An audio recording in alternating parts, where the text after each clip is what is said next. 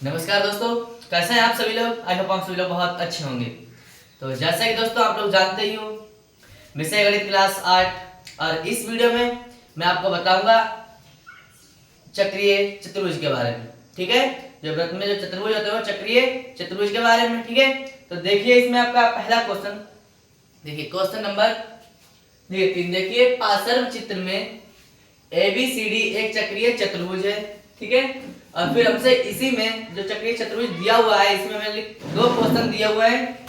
देखिए पहला क्वेश्चन कहता है कि कोण A का सम्मुख कोण बताइए, और दूसरा क्वेश्चन कहता है कि कोण B का सम्मुख कोण बताइए। कहने का हमारे लिए देखिए ये चित्र दिया हुआ है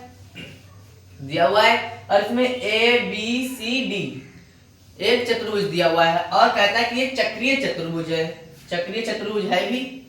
ठीक है, देखिए परिधि पर सभी बिंदु हैं तो ये चक्रीय चतुर्भुज भी हो गया। अब देखिए कहता है कि कोण A का सम्मुख कोण बताइए। तो देखिए जब इसमें देखिए जब इसका जो सम्मुख कोण होता है वो ये होता है और B का सम्मुख कोण होता है ये D होता है।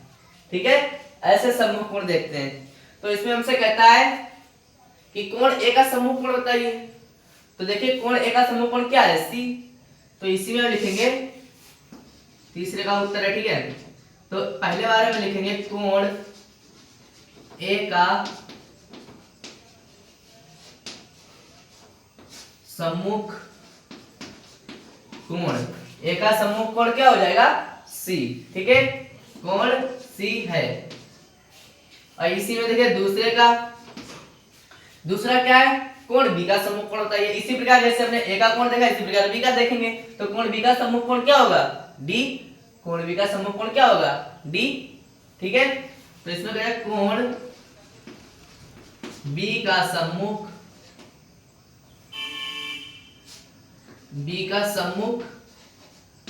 कोण क्या हुआ, कोण D। ठीक है, तो देखिए अगर हमसे कहते हैं सम्मुख कोण ज्ञात कीजिए तो उसके सम्मुख कोण ये होते हैं। देखिए B का सम्मुख कोण D होता है और A का सम्मुख कोण C होता है। ठीक है, इस चतुर्भुज के अनुसार ऐसा होगा। अगर इसमें हम P और Q मान लें इस तरह से P Q R S, तो इसमें ABCD थोड़ी होगा। तो इसमें P का सम्मुख कोण R होगा और Q का सम्मुख कोण S होगा। ठीक है, सम्मुख कोण हम ऐसे देखते हैं। ठीक है, इतना ध्यान रखना कि सम्मुख कोण हम सामने वाले सम्मुख कोण होते हैं, बस। इसमें और कुछ था ही नहीं। देखिए कोण A का सम्मुख कोण पूछता है तो हमने कोण A का सम्मुख कोण क्या लिख दिया, C।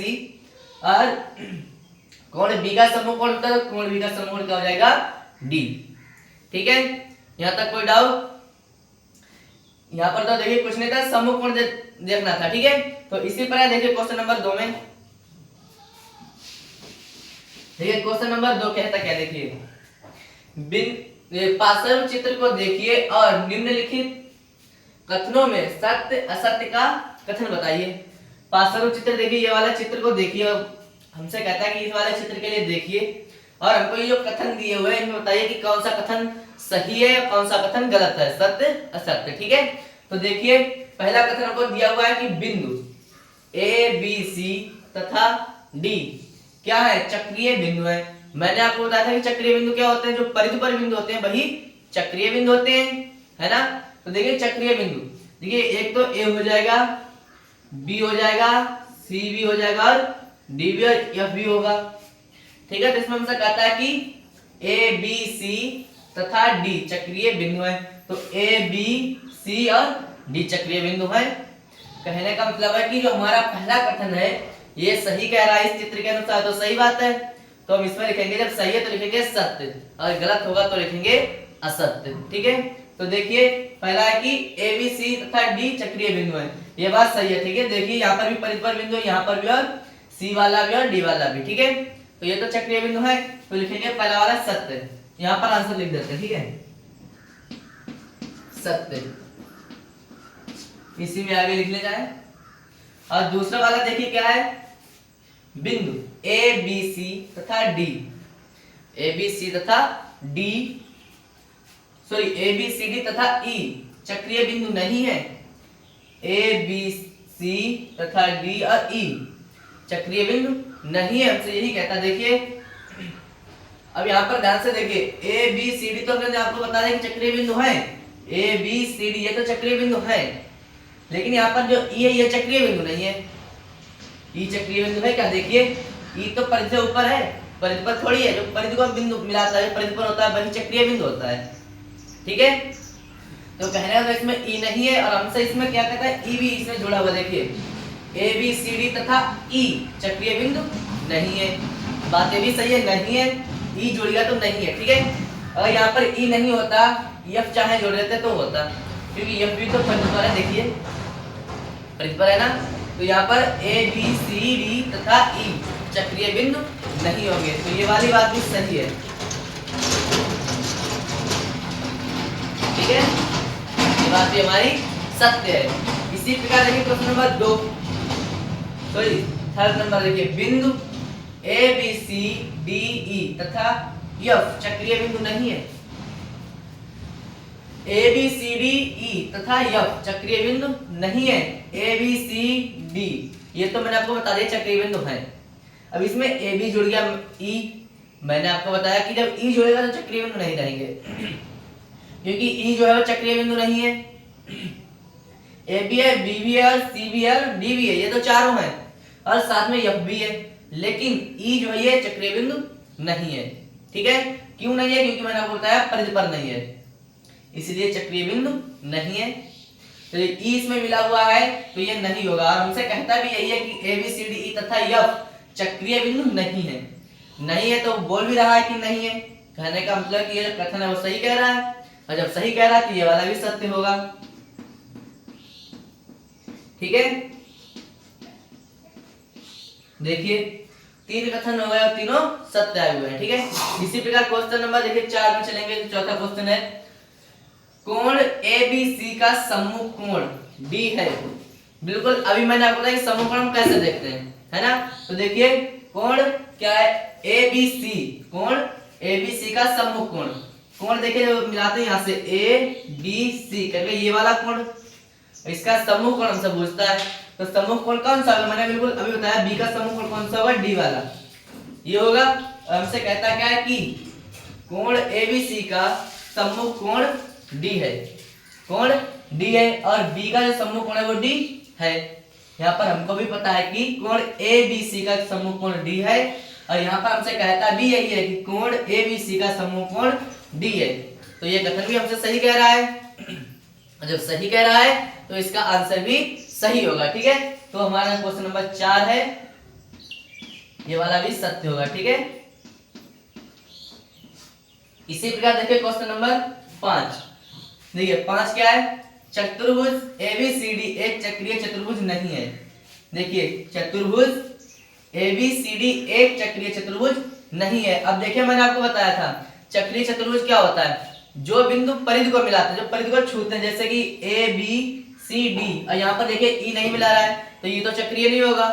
इसी प्रकार इसमें देखिए ए बी सी डी ये चक्रीय बिंदु है, चारों चक्रीय बिंदु है, तो इनकी जो भुजाएं जो चतुर्भुज भी चक्रीय बनाएंगी। इसमें हमसे कहता है कि चतुर्भुज ए बी सी डी एक चक्रीय चतुर्भुज नहीं है, और ए बी सी डी जो चारों बिंदु है वो परिधि पर है। कहना ये तो चक्रीय बिंदु है, लेकिन इसमें कहता है कि नहीं है, तो कहना ये जो कथन है वो गलत कह रहा है। और जब ये गलत कहेगा तो जो हमारा 5वां वाला आंसर होगा वो असत्य होगा। ठीक है, असत्य, सॉरी यहाँ पर सत्य लिख गया, असत्य होगा ये वाला। इसी प्रकार देखिए छठा कथन देखिए, चतुर्भुज ए बी सी डी एक चक्रीय चतुर्भुज है। ये मैंने बिल्कुल अभी बताया, यहाँ पर कहता नहीं है तो असत्य आएगा, और जब है तो सत्य आएगा, छठा वाला सत्य आएगा, क्योंकि ये बिंदु जो है वो परिधि पर है, परिधि पर जो बिंदु होते हैं वो चतुर्भुज बनाएंगे तो चक्रीय चतुर्भुज बनाएंगे। इसी प्रकार देखिए क्वेश्चन नंबर जो है 7वां, कोण बी का सम्मुख कोण सी है, कोण बी का इसका सम्मुख कोण सी है। देखिए मैंने आपको बताया कि ए का सम्मुख कोण सी होगा और बी का सम्मुख कोण डी होगा, बिल्कुल अभी इसमें बताया। इसी प्रकार इसमें ए का सम्मुख कोण सी होगा ना, लेकिन इसमें कहता है कि कोण बी का सम्मुख कोण सी है, कोण बी का सम्मुख कोण सी बता रहा है, ये तो गलत है, क्योंकि बी का सम्मुख कोण क्या होगा डी, और ए का सम्मुख कोण होगा सी। ठीक है, तो यहाँ पर जो बी का सम्मुख कोण होगा वो डी होगा, इसमें सी बता रहा है। ये कथन जब गलत कह रहा है तो ये कथन जो है वो असत्य होगा। ठीक है, क्वेश्चन नंबर 7 ये होगा असत्य। ठीक है, देखिए हमारे सातों कथन हो चुके। ठीक है, देखिए पहला कथन सत्य होगा, दूसरा असत्य होगा, दूसरा भी सत्य, तीसरा भी सत्य होगा। ठीक है, चौथा भी सत्य और पांचवा असत्य। पांचवा सत्य क्यों मैंने आपको बता दिया, और सातवां सत्य और छठा सत्य और सातवां भी असत्य है। और वो तो मैंने आपको बता ही दिया कि क्यों सत्य और क्यों असत्य। अगर कथन गलत कहेगा तो असत्य होगा, अगर सही कहेगा तो सत्य होगा। ठीक है, इसी प्रकार दोस्तों हमारी वीडियो अगर आपको अच्छी लगी हो तो वीडियो के लिए लाइक कीजिएगा और चैनल के लिए सब्सक्राइब कीजिएगा। ठीक है दोस्तों, इसमें एक चीज ध्यान रखना दोस्तों, जब तक अगर आप समझोगे नहीं कि चक्रीय चतुर्भुज क्या होता है या चक्रीय बिंदु क्या होता है, तब तक आप इनके लिए नहीं लगा पाओगे, क्योंकि इसमें हमसे क्या कहते हैं, सिर्फ और सिर्फ चक्रीय बिंदु और चक्रीय चतुर्भुज जब तक आपको समझ में नहीं आएगा तब तक आप इन सवालों के लिए हल नहीं कर सकते। ठीक है, क्योंकि इसमें और कुछ नहीं है, बस चक्रीय चतुर्भुज के बारे में ही है। ठीक है, तो इसी प्रकार दोस्तों मेरी वीडियो को लाइक कीजिएगा और चैनल को सब्सक्राइब कीजिएगा और अपने दोस्तों के साथ अधिक से अधिक शेयर कीजिएगा। ठीक है दोस्तों, धन्यवाद।